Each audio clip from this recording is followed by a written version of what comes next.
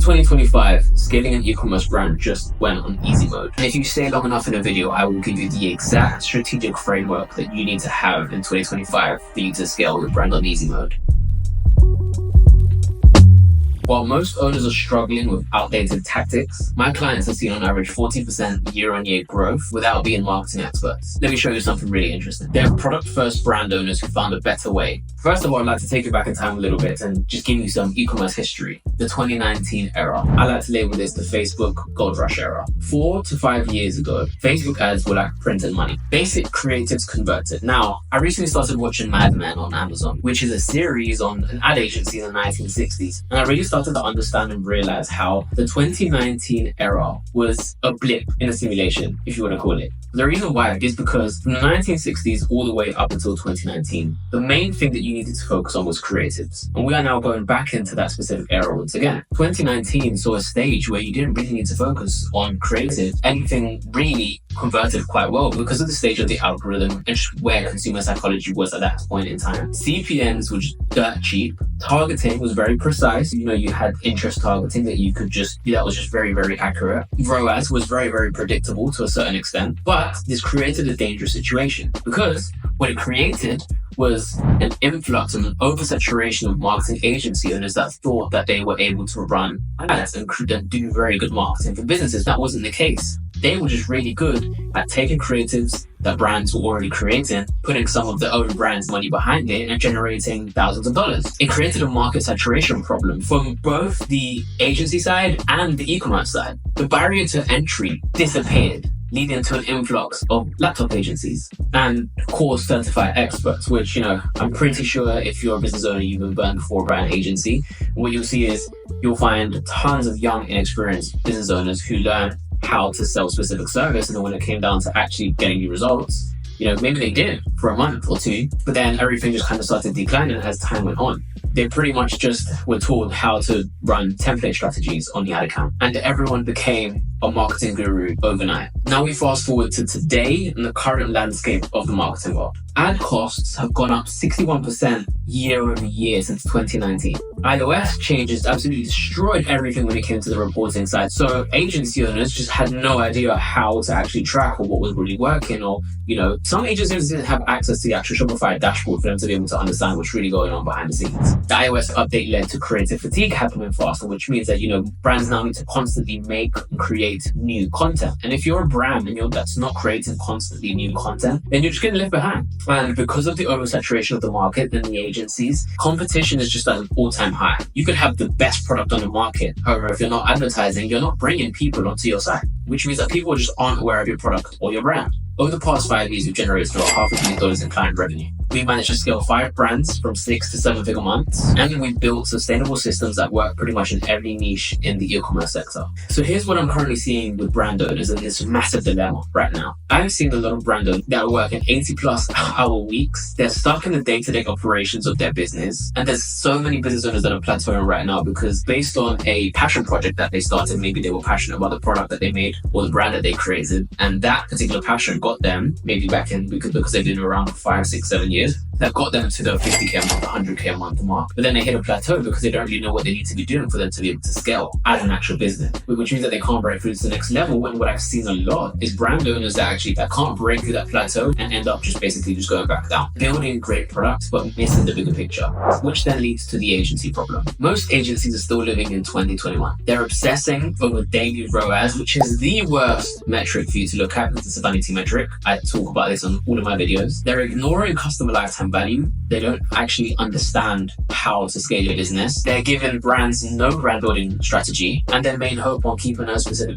brand or client is quick wins over sustainable growth. And it's the worst business cycle that I've seen in the last decade. So how is 2025 on easy mode for e-commerce brands? You may be asking. There is a new paradigm in 2025, which is called the AI enhanced brand era. So let me give you a few examples of how this is about to change. Everything is about to change because of AI. We have examples of AI-powered customer behavior prediction, automated personalization at scale, creative optimization without any guesswork, and real-time customer journey mapping. So you have AI tools that essentially will tell you what you need to be doing for you to be able to scale your business to 100, 500K a month. We have some brands that are doing $1 to $2 million months right now in our agency. And one of the biggest misconceptions that most brand owners have when scaling a business is not understanding retention versus acquisition. It is up to 8 times cheaper for you to get someone to buy from you again than it is for you to get someone to buy from you the first time. Now, retention isn't something we essentially focus on our agency. We build acquisition systems for our brands.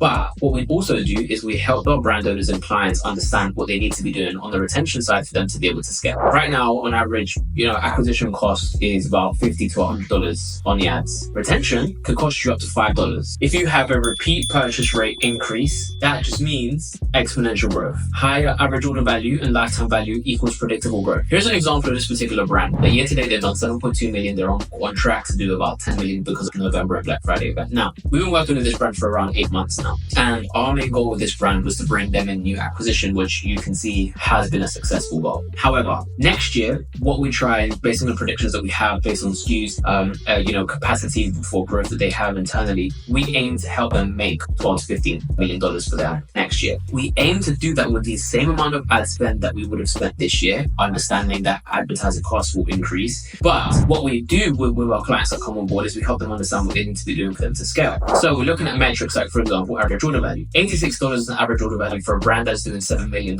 is quite crazy. But if we're able to get this average order value up by $100 or $120, then we already have more revenue coming in without basically changing much apart from on the website, having upsells. One of the main problems that they have at the moment is delivery times. So, their best sellers usually get it to people that are 3 to 4 weeks, which isn't good enough. So if we're able to help them understand that if they narrow that time down, lifetime value becomes a better thing. Return on customer rate, which leads into my next point. They have an 18% return on customer rate, which once again is low. We need that to be around 40%. So these are the metrics, including online conversion rate, which we will be focusing on helping them understand what they need to be doing for them to increase these numbers so that we don't really have to spend more money on the ad side. We probably will, because obviously scaling is a natural thing as well. But if we're able to understand how we can increase average order value, return on customer rate, and online conversion rate, then we're able to bring them in more revenue on a yearly basis next year, essentially. And just look at brands that are dominating right now. One of the main things that most brands that I'm about to speak about is they're building a community. They're building a brand. They understand what needs to be done over the next 2 to 5 years for them to be successful and carry on being successful. Gymshark is a great example of a community-first approach. 2.8 million followers on Instagram, and they just have a community in place where they're constantly bringing out new products. They have a really, really high LTV that essentially is where their profit margins lie. Skims has a $4 billion valuation through brand-focused marketing. Again, another example of a community-driven brand. Represent is a perfect example of a community-driven brand that generates over $100 million on a yearly basis. One thing that really stood out to me over the last year or so has been that when I was growing up, I would hate to see other people wearing the same brand as me or the same clothing. So when I was younger, if I saw someone wearing the same hoodie or the same kind of a brand, I'd be like, swallow me up, basically. Whereas now, there is a very, very different approach to how brands sell their products. If I now I'm wearing, for example, a Corbuxon top or something that I like, and I see someone else wearing the same brand, there's more of a sense of a community, and you kind of go up to them, and it even gives you a social approach for you to be able to, go up to people and start conversation. Corbuxon is a perfect example of, this premium position and limited drops of a sense of a community as well. Again, another example, Manier Dubois, creating social proof and influencer communities. Now to the part of the video that most of you, I guess, have been kind of waiting for, which is a strategic playbook on what you need to be doing in 2025 for you to have a brand that scales on easy mode.